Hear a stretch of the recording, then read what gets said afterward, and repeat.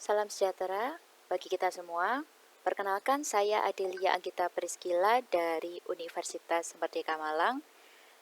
Mengenai mosi yang telah diberikan oleh Dewan Juri, anggapan bahwa adanya praktik komersialisasi dalam lingkup perguruan tinggi swasta yang menyebabkan adanya ketimpangan memperoleh fasilitas di kalangan mahasiswa.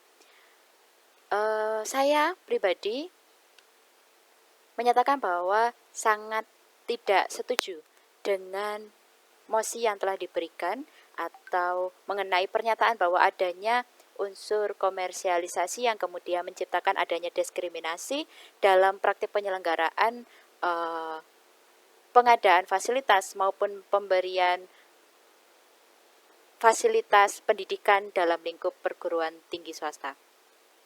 Mengapa saya mengatakan bahwa saya tidak setuju dengan pernyataan yang telah diberikan? Bahwa pernyataan yang diberikan ada beberapa poin yang bertentangan. Jadi pernyataan yang menyatakan bahwa adanya diskriminasi juga adanya komersialisasi bertentangan dengan pernyataan yang diberikan di awal mosi yang diberikan. Poin pertama ada pada pernyataan bahwa dalam lingkup pendidikan perguruan tinggi merupakan fase yang krusial di mana mahasiswa dicetak untuk dapat mempersiapkan diri masuk ke dalam lingkup tenaga kerja. Hal ini bertentangan dengan pernyataan bahwa adanya komersialisasi yang ditujukan untuk memperoleh keuntungan saja untuk mengeksploitasi mahasiswa untuk membayar sejumlah dana yang fantastis untuk memperoleh fasilitas yang istimewa juga. Hal ini bertentangan. Mengapa? Karena pada dasarnya prinsip daripada masuk atau mendaftarkan diri ke perguruan tinggi swasta bukanlah suatu paksaan. Mahasiswa, dalam hal ini calon mahasiswa, memiliki kebebasan untuk memilih di mana dia akan bersekolah di perguruan tinggi, baik swasta maupun negeri. Banyak sekali fasilitas yang bisa dipilih berdasarkan kemampuan yang dimiliki. Juga pemerintah tidak memaksa bahwa seluruh mahasiswa harus mendaftarkan diri pada perguruan tinggi swasta. Sehingga pada dasarnya mahasiswa masuk ke dalam perguruan tinggi swasta bukanlah suatu paksaan, melainkan suatu didasarkan atas suatu perjanjian bahwa mahasiswa setuju dengan adanya fasilitas yang disediakan oleh perguruan tinggi, kemudian juga memberikan sejumlah prestasi untuk kemudian dapat merasakan atau menikmati fasilitas yang diberikan. Adapun fasilitas yang diberikan itu sebenarnya telah sesuai dengan prinsip yang telah dikatakan pada pembuka mosi yang telah diberikan oleh Dewan Juri, bahwa mahasiswa dipersiapkan untuk masuk ke dalam dunia kerja. Sehingga dalam dunia kerja yang dibutuhkan tidak hanya kecerdasan intelektual, akan tetapi juga soft skill dan kemampuan dalam mempelajari hal-hal baru di sekitar. Seperti yang diberikan contoh, seperti ada fasilitas gym, ada fasilitas olahraga, ada fasilitas lab, yang dinilai dalam mosi adalah suatu fasilitas yang istimewa. Hal itu merupakan penunjang daripada fungsi utama mahasiswa meraih pendidikan di perguruan tinggi, yaitu untuk siap bekerja, untuk siap berinovasi. Sehingga mahasiswa diharapkan memiliki kualitas yang dapat bersaing tidak hanya dalam lingkup nasional tapi juga internasional, di mana profesionalitas sangat diutamakan. Kemampuan mahasiswa untuk dapat menganalisis lebih lanjut, untuk dapat memiliki pengetahuan yang luas, untuk dapat menganalisis satu permasalahan, itu didapatkan tidak hanya dalam ruang kelas, tapi juga didapatkan dari fasilitas lain yang disediakan oleh perguruan tinggi swasta.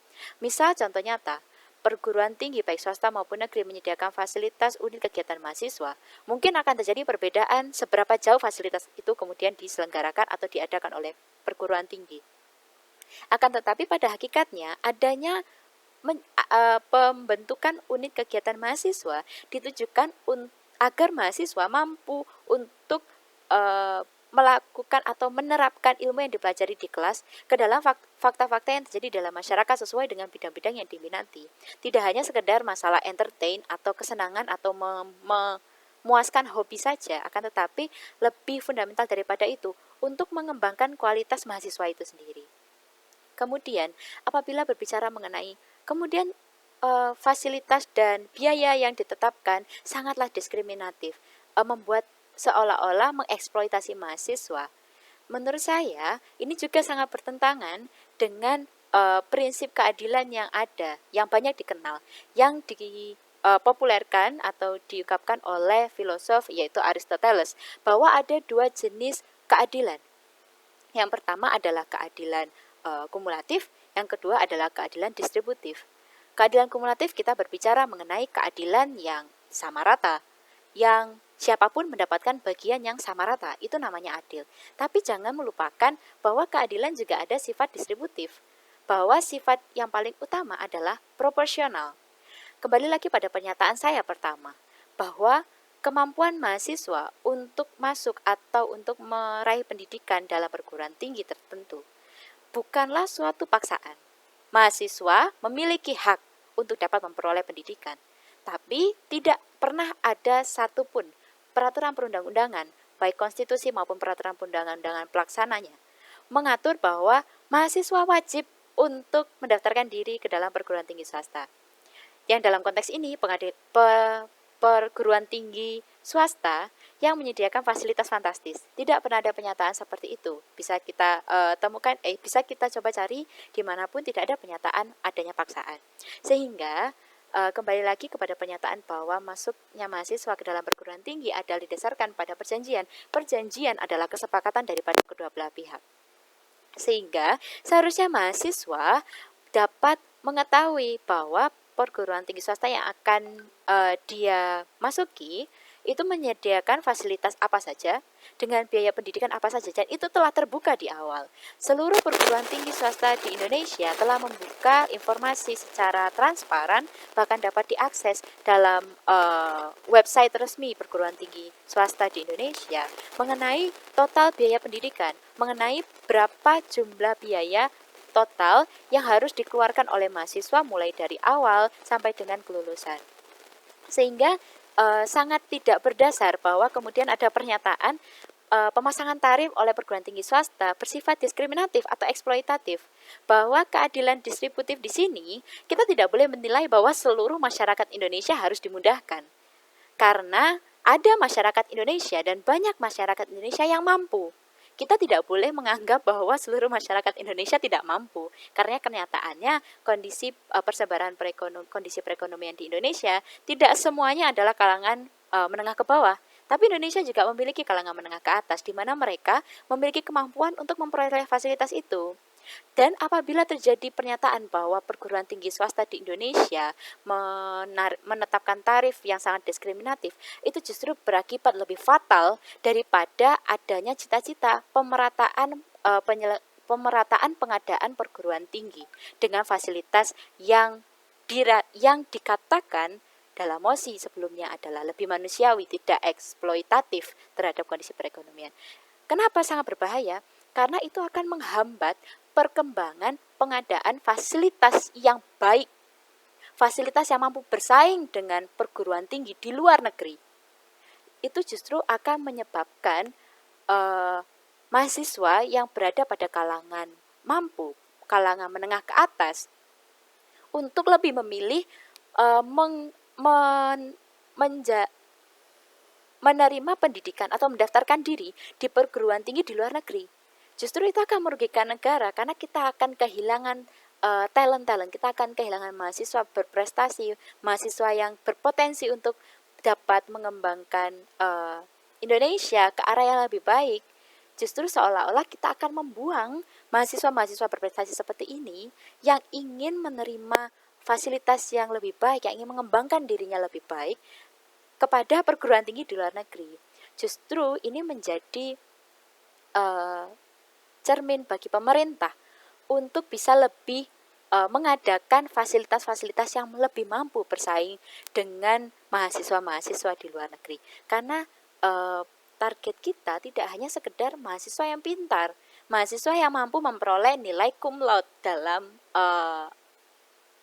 transkrip akademiknya, tetapi kita juga membutuhkan mahasiswa-mahasiswa yang profesional, mahasiswa-mahasiswa yang mampu untuk mengerjakan hal spesifik dengan profesional, sehingga perkembangannya adalah Indonesia akan diatur, Indonesia kemudian akan berjalan di tangan tenaga kerja milenial usia produktif yang profesional. Tidak hanya berbicara masalah hari ini saya akan mempelajari mata kuliah apa, kemudian pada hari esok saya akan bekerja dalam bidang yang lain. Tidak seperti itu. Tetapi seharusnya Indonesia lebih fokus kepada penyediaan sumber daya manusia yang profesional. Tidak hanya baik, tidak hanya mampu bersaing di dunia pekerjaan, tapi mampu bersaing di dunia profesional pekerjaan dalam taraf internasional.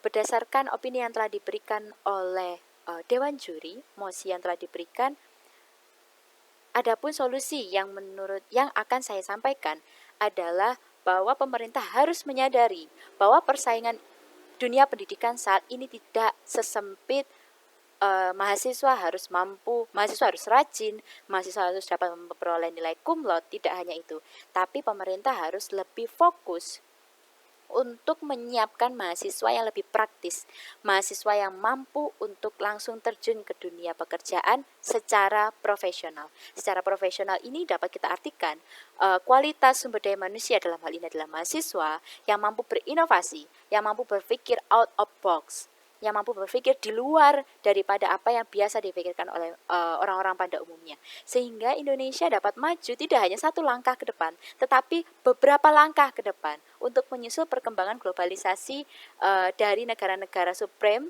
yang sangat pesat.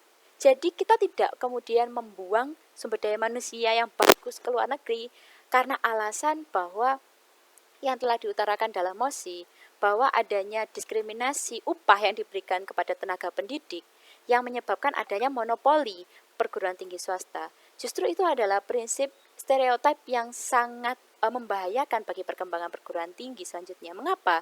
Karena adanya stereotip bahwa upah sekian atau gaji sekian adalah cukup. Padahal kenyataannya, mengapa Indonesia saat ini kekurangan tenaga profesional? Kenapa banyak sekali orang-orang pintar di Indonesia lebih memilih untuk berkarir di luar negeri?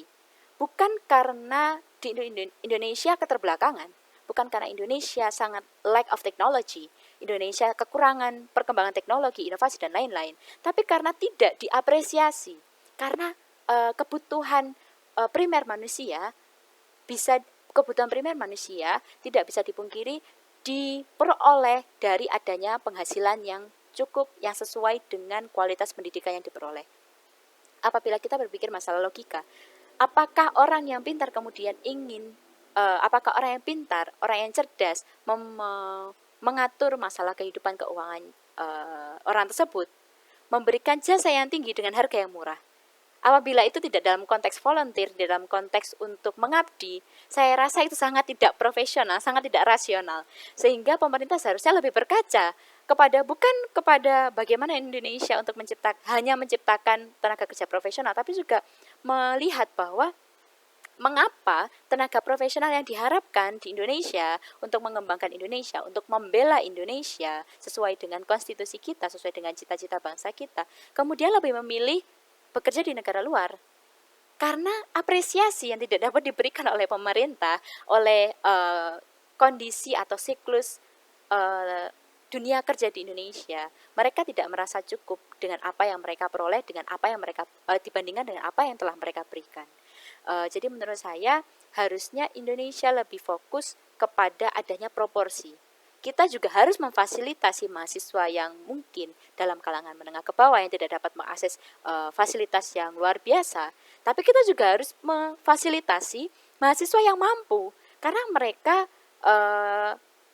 ketika mereka mampu, mereka juga ingin untuk memperbaiki atau meningkatkan kualitas diri kita. Kita tidak boleh menahan mereka karena mereka mampu. Tapi kita juga harus memperhatikan adanya keseimbangan. Dan hal ini sebenarnya sudah terjadi di dalam praktik penyelenggaraan perguruan tinggi selama ini, bahwa adanya sistem subsidi, baik yang terjadi di perguruan tinggi swasta maupun perguruan tinggi nasional, perguruan tinggi negeri. Jadi menurut saya, solusi yang harus diberikan kepada permasalahan ini adalah adanya pemahaman yang lebih mendalam mengenai apa itu keadilan, apa itu yang disebut sebagai adil, bahwa ada dua keadilan, yaitu distributif dan kumulatif, yang harus juga dilihat oleh pemerintah sebagai landasan bagaimana melakukan pembangunan ke depan. Sehingga masyarakat yang telah berada di posisi menengah ke atas, mereka dapat mengembangkan diri, tetapi juga adanya bantuan terhadap kalangan menengah ke bawah yang harus menerima bantuan dari pemerintah untuk dapat mengembangkan diri. Sehingga dua hal ini dapat berjalan secara bersamaan, tidak hanya mempercepat yang di atas dan sedikit mempercepat yang di bawah, tapi ini juga harus terjadi secara bersamaan. Itulah mengapa pemerintah seharusnya tidak berfokus kepada pembatasan, tapi adanya proporsional, adanya saling hubungan timbal balik yang menguntungkan, mutualisme antara masyarakat atau mahasiswa dengan kalangan menengah ke atas dengan mahasiswa yang masih memerlukan bantuan. Ini juga menjadi PR besar pemerintah, bahwa bagaimana pemerintah kemudian mengatur penyelenggaraan pemerintahan di Indonesia. Mengapa masyarakat dengan kalangan menengah ke bawah yang memerlukan bantuan dari pemerintah untuk dapat mengakses pendidikan sebagai hak asasinya, mereka merasa tidak menerima, mereka merasa didiskriminasi. Pertanyaannya adalah sumber dana dari penyelenggaraan perguruan tinggi itu juga bersumber dari pemerintah, dari APBN, dari APBD, dari ABD. Sehingga pertanyaannya adalah, kemana uang masyarakat? Masyarakat membayar pajak. Lalu kemana uang masyarakat sehingga kok sampai masyarakat merasa didiskriminasi? Padahal mereka mempunyai hak. Jadi menurut saya, di sini sangat banyak peran pemerintah yang harus dilihat kepada dirinya sendiri. Bagaimana mengatur perjalannya pemerintahan, pengelolaan keuangan untuk kepentingan adanya penyelenggaraan fasilitas pendidikan di perguruan tinggi, dalam hal ini adalah perguruan tinggi swasta. Karena perguruan tinggi swasta juga merupakan fasilitas pendidikan di Indonesia yang sah. Sehingga seharusnya perguruan tinggi swasta juga diperhatikan oleh pemerintah dalam hal pengadaan fasilitas maupun pengadaan yang lainnya untuk kepentingan mahasiswa dapat bersaing dan dapat membela dan dapat mengembangkan perekonomian negara, bukan sebagai anak tiri. Terima kasih. Sekian opini dari saya mengenai mosi yang diberikan oleh Dewan Juri. Ada kurang lebihnya saya mohon maaf. Apabila ada kata-kata yang kurang berkenan, saya mohon maaf. Terima kasih. Salam sejahtera bagi kita semua.